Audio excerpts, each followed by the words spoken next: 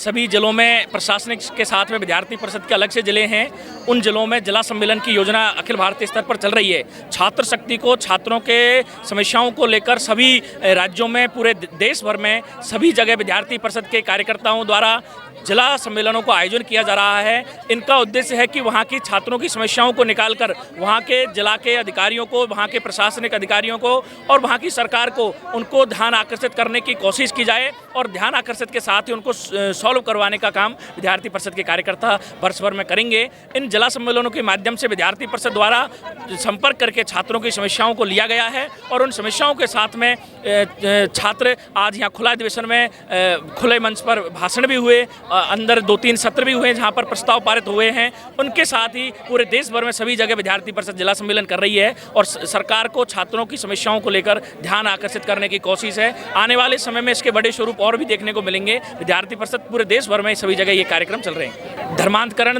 के विषय में मेरा स्पष्ट मानना है कि पूरे विश्व में एकमात्र ऐसा धर्म हिंदू धर्म है जो सभी को सर्वधर्म समभाव की बात रखता है।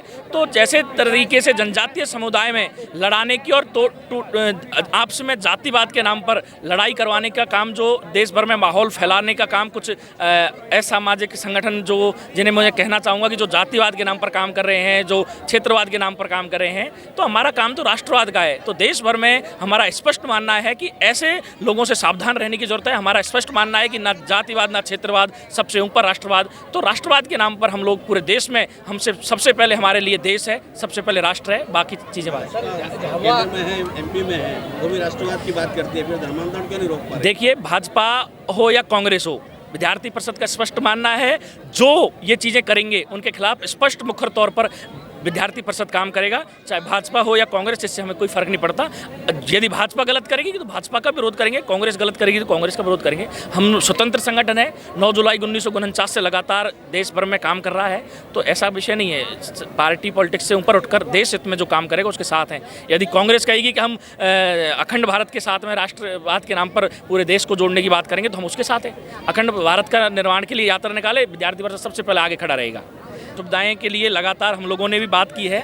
ऑनलाइन क्लास के लिए स्मार्ट क्लासरूम होना जरूरी है। इंफ्रास्ट्रक्चर को लेकर विद्यार्थी परिषद का स्पष्ट मानना है कि जिन जिन जिलों में, जिन जिन तहसीलों में इंफ्रास्ट्रक्चर नहीं है, वहाँ इंफ्रास्ट्रक्चर डेवलप किए जाएं। सिटिंग स्टूडेंट की बैठने की व्यवस्था हो, स्मार्ट क्लासरूम हो।